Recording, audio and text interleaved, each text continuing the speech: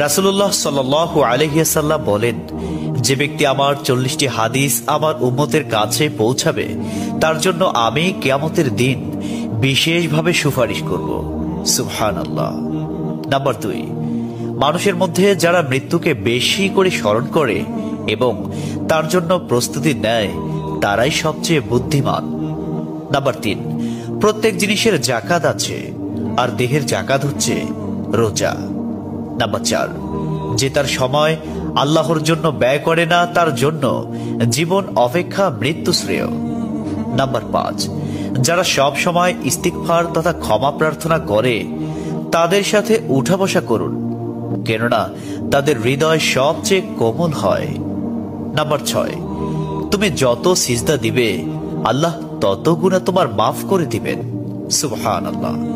Number 7, সূরা ফাতিহা প্রায় 1000 রোগের ওষুধ। নাম্বার 8, হাতের তালুতে জ্বলন্ত আগুনের কয়লা রাখলে যেমন কষ্ট হবে তার চেয়ে বেশি কষ্ট হবে শেষ জামানায় ঈমান রাখতে। নাম্বার 9, রোজাদারদের জন্য প্রতিদিন জান্নাতকে সুসজ্জিত করা হয়। সুবহানাল্লাহ। নাম্বার 10, রাসূল সাল্লাল্লাহু আলাইহি ওয়াসাল্লাম বলেছেন, কিয়ামতের দিন সব নবীর চেয়ে আমার উম্মতের সংখ্যা বেশি হবে এবং আমি সর্বপ্রথম জান্নাতের দরজা খুলব। সহিহ মুসলিম, হাদিস নম্বর 196। 11, যে ব্যক্তি রোজা রাখা অবস্থায় মারা যাবে আল্লাহ তাকে কিয়ামত পর্যন্ত সকল রোজার সওয়াব দান করবেন। সুবহানাল্লাহ। নাম্বার 12, যে ব্যক্তি ফজরের নামাজ আদায় করল সে আল্লাহর হিফাজতে চলে গেল। নাম্বার 13, রাসূলুল্লাহ সাল্লাল্লাহু আলাইহি ওয়াসাল্লাম বলেছেন, রোজা ও কোরআন কিয়ামতের দিন মানুষের জন্য সুপারিশ করবে। মুসনাদে আহমদ, হাদিস নম্বর 6626। 14, নবীজি বলেছেন, রোজাদারদের জন্য সবচেয়ে বড় খুশির সংবাদ হলো হাসরের মাঠে আল্লাহ সবার আগে রোজাদারদের সাথে সাক্ষাৎ করবেন। সুবহানাল্লাহি ওয়া বিহামদিহি। 15, যখন রমজান আসে তখন জান্নাতের দরজাসমূহ খুলে দেওয়া হয়।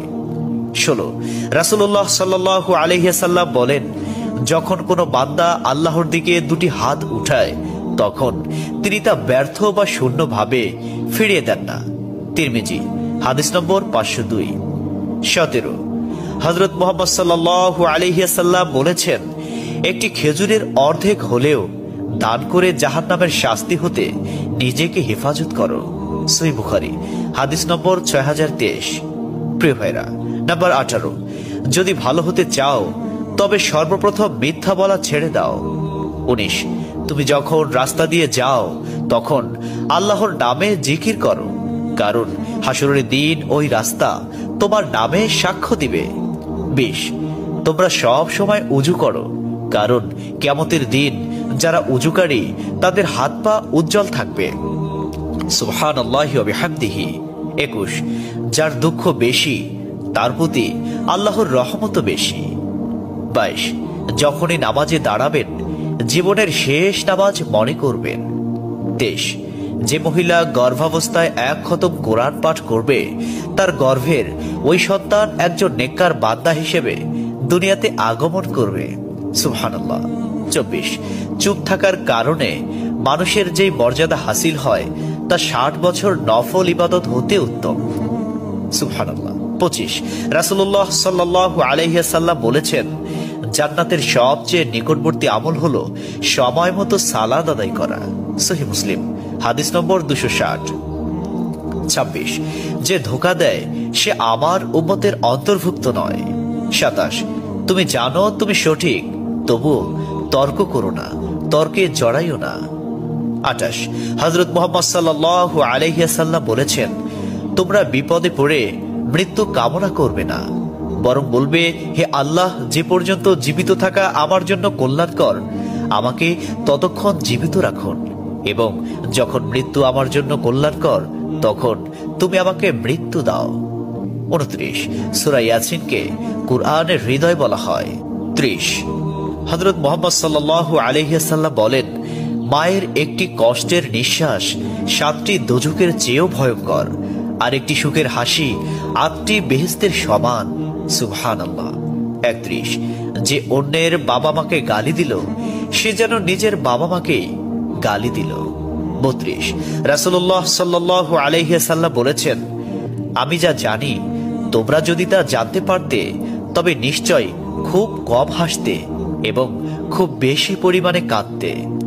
30 মানুষ যদি মৃত ব্যক্তির আর্তনাদ দেখত এবং শুনতে পেত তাহলে মানুষ মৃত ব্যক্তির জন্য কান্না না করে নিজের জন্য কাঁদত। 34 মহানবী সাল্লাল্লাহু আলাইহি ওয়াসাল্লাম বলেছেন, সূরা ফাতিহা তোমরা ধীরে ধীরে পাঠ করো, কারণ মহান আল্লাহ নিজে তার জবাব দেন। সুবহানাল্লাহ। হাদিস সূত্র মুসলিম 910। 35 রাসূলুল্লাহ সাল্লাল্লাহু আলাইহি ওয়াসাল্লাম বলেছেন, কিয়ামতের দিন যে জিনিসটি মুমিনদের পাল্লায় ভারী হবে সেটি হচ্ছে সুন্দর চরিত্র, আখলাক। আবু দাউদ হাদিস নম্বর 4101। 36 কবরের ভিতরের প্রথম চাপ পৃথিবীর সকল কষ্টকে হার মানিয়ে দেবে।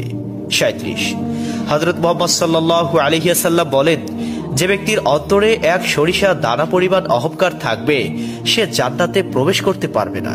সহিহ মুসলিম হাদিস নম্বর 91। 38 কিয়ামতের দিন ওই ব্যক্তির জন্য সুপারিশ করা হবে যে প্রচুর শীত উপেক্ষা করেও ফজরের নামাজ আদায় করল। 39 নিশ্চয় মহান আল্লাহ নম্র, তিনি নম্রতাকে পছন্দ করেন। তিনি নম্র স্বভাবের লোকদেরকে যা দান করেন তা কঠিন স্বভাবের লোকদের দান করেন না। আবু দাউদ হাদিস নম্বর 4807।